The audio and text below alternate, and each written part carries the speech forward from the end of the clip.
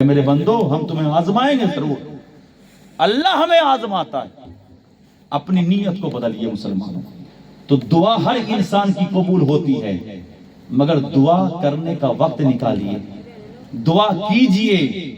کبھی مسجدوں سے خدا کو آواز دیجئے, کبھی اپنے کھیتوں سے بھی خدا کو آواز دیجئے, تو کبھی اپنے گھر سے بھی خدا کو پکار لیا کیجئے. اس لیے کہ خدا یہ نہیں ہے کہ صرف مسجدوں سے سنتا ہے.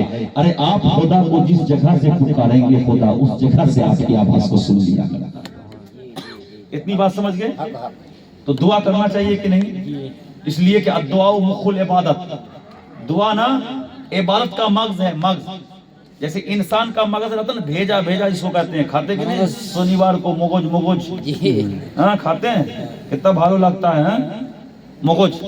تو جو جانور میں اگر مغز نہ ہو تو جانتے کیسے کرنے لگتا, پاگل کی طرح ہو جاتا ہے. اسی طریقے سے انسان کا اگر بھیجا خراب ہو جائے تو جانتے ہیں اس کو بھی دنیا کہتی ہے پاگل ہو گیا. کہتی کہ نہیں کہتی؟ تو پتہ کیا چلا کہ انسان تبھی تک اچھا انسان ہے جبکہ اس کا مغز اچھا ہے. اور اگر مغز خراب ہو جائے تو انسان اچھا نہیں اسے کوئی بولتا, سب اسے پاگل بولتا ہے نا. اسی طریقے سے تمام عبادتوں کا مغز جو ہے نا وہ کیا ہے؟ دعا ہے. کہ اگر ان تمام عبادتوں کو صحیح اور اچھے کے ساتھ اور اسے ستھرائی کے ساتھ خدا کی بارگاہ تک پہنچانا چاہتے ہو تو ہر عبادت کے بعد دعا کر لیا کرو, کیونکہ وہی دعا تمہاری عبادتوں کو ستھرائی کے ساتھ اللہ کے حضور تک پہنچانے والی. تو دعا کریے گا. مولوی صاحب کا انتظار نہیں کرنا ہے کہ آئیں گے تبھی زیارت کریں گے, ہے نا. ہاں جب کسی دن انوشٹھان کیجئے وہ تو ٹھیک ہے, ہاں لیکن یہ ہے کہ کم سے کم ہفتہ میں ایک دن ہو, مہینہ میں ہی ایک دن ہو, 15 دن میں ایک دن ہو, آپ نکالیے. جہاں آپ کی ماں کی قبر ہو وہاں جائیے, دیکھا کیجئے یہی وہ ماں ہے جس نے مجھے اپنے سینے کے دودھ کو پلا پلا کر کے پروان چڑھایا ہے. آج میں جو زندگی میں پھل اور پھول رہا ہوں وہ اللہ کے بعد اگر کسی اور کی محبت میرے ساتھ ہے تو وہ فقط اسی ماں کی محبت ہے. اگر اس ماں کے قبر پر جا کر کے اس ماں کے لیے دعا مانگ لیجئے گا تو قسم خدا کی اللہ آپ کے گناہ کی بخشش بھی فرمائے گا اور آپ کے دعا کی وجہ سے آپ کی والدہ کے گناہوں کی بھی بخشش عطا فرما دے گا. والدہ سمجھتے ہیں نا, مائی کو والدہ کہا جاتا ہے. ٹھیک ہے, وہ آخری حدیث پاک میں آپ کے سامنے کر کے میں اپنی تقریر ختم کروں گا. دعا تقدیر کو بدل دیتی ہے. دعا تقدیر کو بدل دیتی ہے. تقدیر جانتے ہیں نا, لوگ کہتے ہیں مور تقدیر بھالو نہیں, کبھی نہیں بولنا چاہیے. تقدیر کو کبھی خیر شر سے تسبیح نہیں دینی چاہیے. یہ حقیقت میں جو اللہ رب العزت نے جس کی قسمت میں جو مقدر کر رکھا ہے نا, ہم مجبور محض نہیں ہے, جیسا ہم کرنے والے تھے اللہ نے ویسا ہی لکھ دیا ہے. ٹھیک ہے, یہ نہیں کہنا چاہیے کہ میری تقدیر ٹھیک نہیں مسلمانوں. جو بھی ہے کہ اللہ رب العزت کا فضل ہے, اس کا کرم ہے, اس کا احسان ہے. لیکن ایک بات سمجھ لیجئے کہ دعا جو ہے وہ تقدیر کو ہی بدل دیتی ہے. وہ کیسے میں آپ کو بتاؤں. سائل کو کبھی پھیرنا نہیں چاہیے. آگے نا محمد سائل افلا تنہر, جب تمہارے پاس آ جائے مانگنے والے تو تم اسے مت پھیرا کرو, جھرکا مت کرو.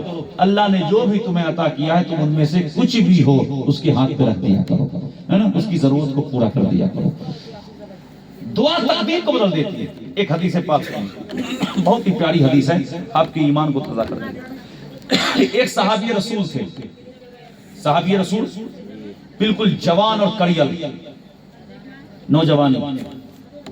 جوان کیا 20 سے 25 سال کے اندر کیوں کیا کہتے ہیں, ایک دم کڑیل جوان, ابھی جوان ہوا ہے. جوان صحابی ظہر کی نماز حضور کے پیچھے حضور کی ابتدا میں صحابی رسول پڑھ رہے تھے تو آپ بھی یعنی وہ جوان صحابی بھی حضور کی ابتدا میں ظہر کی نماز پڑھنے کے بعد حضور نے اس صحابی کو بلایا جو جوان صحابی تھے. بلانا آپ کو بٹھایا. بٹھانے کے بعد حضور نے ان سے پوچھا کیا حال ہے, کیسے ہو, زندگی کیسے گزر رہی ہے. جیسے ہمارا بھی بندھو اگر مل جاتا ہے کئی دنوں کے بعد تو پوچھتے ہیں نا کہ کیمون آچھو, کی چول چھے, ایمن کو پوچھتے ہیں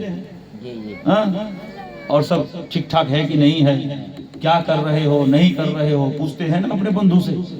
حضور نے پوچھا اور پوچھ ہی رہے تھے، ابھی کلام ہو ہی رہا تھا، ابھی گولپو ہو ہی رہا تھا کہ اتنے میں نا آسمان دنیا سے جبریل امین اللہ رب العزت کے حکم سے تشریف لائے، اور جبریل امین اللہ کے حکم سے جب تشریف لائے تو حضور سے ارشاد فرمایا جبریل امین نے کہ اللہ نے آپ کو خبر دینے کو کہا ہے کہ جس صحابی سے آپ گولپو کر رہے ہیں نا، اس صحابی کا کل ظہر کے بعد انتقال ہو جائے گا۔ کل ظہر کے بعد انتقال جانتے ہیں نا، مر جائیں گے، انتقال میں صحابی رسول کے ساتھ مر جانے کا جو ہے نسبت،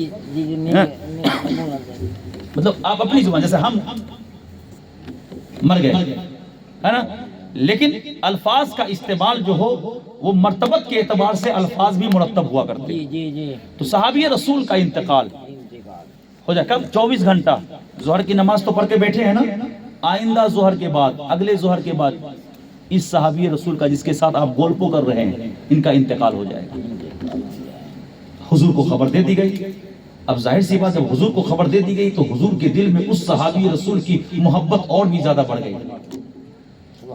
اب آپ اس سے اور بھی زیادہ باتیں کرنے لگے، اور باتوں باتوں میں آپ نے پوچھا، اے میرے عاشق، اے مجھ سے محبت کرنے والے، اے میری ذات پر اپنی چاند کو نچھاور کر دینے والے، آپ بتاؤ کہ تم اپنی زندگی میں کون سی ایسی تمنا ہے تمہاری کہ جو تمہاری تمنا اب تک پوری نہیں ہوئی؟ اور وہ صحابی جو تھے نا بہت ہی غریب تھے، بہت غریب تھے، بہت زیادہ غریب تھے، یہاں تک کہ حدیثوں میں آتا ہے اور محدثین لکھتے ہیں کہ ان کے پاس اپنا گھر بھی نہیں تھا، اپنا رہنے کا گھر بھی نہیں تھا، اتنے غریب صحابی تھے، ابھی ابھی جوان ہوئے تھے۔ اور جبریل امین نے خبر دی اللہ کے رسول کو کہ اللہ کے حکم سے میں آیا ہوں آپ کو خبر دینے کے لیے کہ جس عاشق سے آپ بات کر رہے ہیں اس عاشق کا کل انتقال ہو جائے گا۔ تو اب حضور کے دل میں محبت بڑھی تو اور آپ بات چیت زیادہ کرنے لگے، تو آپ نے پوچھا کہ بتا تیری اب تک کی زندگی میں کون سی ایسی تمنا اور آرزو ہے جو تمہاری خواہش ہے اور تمہاری وہ خواہش پوری نہیں ہوئی ہے؟ تو جانتے ہو صحابی رسول نے کیا فرمایا؟